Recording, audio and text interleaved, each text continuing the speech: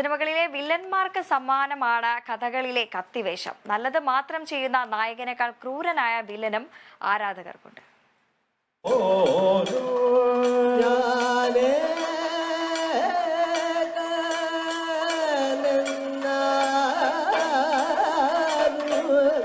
വേദി 9 കല്ലടയാർ. രാവണൻ ആടി തിമിർക്കുന്നു. ഗർവിന് പേര് കേട്ട ലങ്കാധിപന്റെ ആട്ടത്തിൽ ലയിച്ചിരിക്കുകയാണ് കാണികൾ.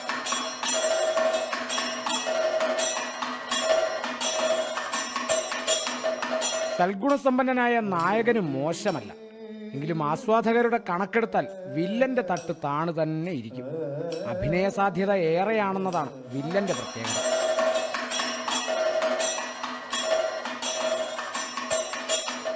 നമ്മൾ ചോദിക്കുമല്ലോ കത്തി വേണോ പച്ച വേണോ. അപ്പം അതിനകത്ത് ഒന്നത് ഈ ദ്രംഷ്ടം വരുന്നുണ്ട്, നഖങ്ങൾ. അതുപോലെ അതിനകത്തുള്ളൊരു പ്രൗഢി നമുക്കൂടെ കുറച്ചുകൂടെ എക്സ്പ്ലോർ ചെയ്യാൻ എനിക്ക് സാധിക്കുമെന്ന് കത്തിവേഷത്തിൽ കുറച്ചുകൂടെ തോന്നിയത് കാരണമാണ് ഞാൻ എൻ്റെ ഗുരുവിനോട് രാവണോത്ഭവം സാറാണ് എനിക്ക് തന്നത്. രാവണോത്ഭവൻ ചെയ്യാൻ പറഞ്ഞു. കുറച്ച് രൗദ്രഭാവം നമ്മുടെ കണ്ണൊക്കെ കുറച്ചുകൂടെ എക്സ്പ്ലോർ ചെയ്തും അത് കുറച്ചുകൂടെ ഉള്ളത് ഇതേപോലെയുള്ള കത്തിവേഷങ്ങൾക്കാണ്. രൗദ്രഭാവം.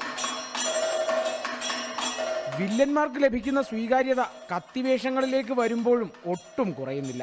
കത്തിവേഷത്തിന് ഈ രാവണൻ, ദുര്യോധനൻ അങ്ങനെയുള്ള വേഷങ്ങളെ ഒരുപാട് ഇപ്പം എന്താ പറയുക ഉയർന്നു വരുന്നുണ്ട്.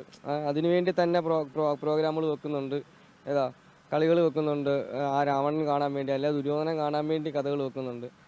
നേരെ മറിച്ച് ഈ പച്ചവേഷങ്ങൾ എന്നൊക്കെ പറഞ്ഞു കഴിഞ്ഞാൽ നാളെ രുക്മാംഗതന് അങ്ങനെയുള്ള വേഷങ്ങളൊക്കെയാണ് വരിക.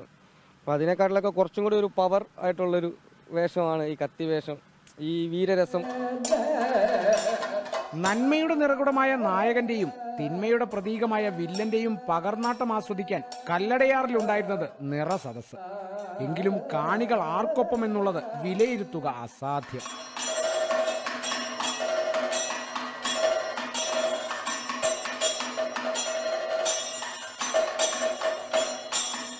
കഥകളിയിലാണെങ്കിലും സിനിമയിലാണെങ്കിലും ജീവിതത്തിലാണെങ്കിലും കഥാപാത്രങ്ങളുടെ മേന്മ എന്നും ആപേക്ഷികമാണ്.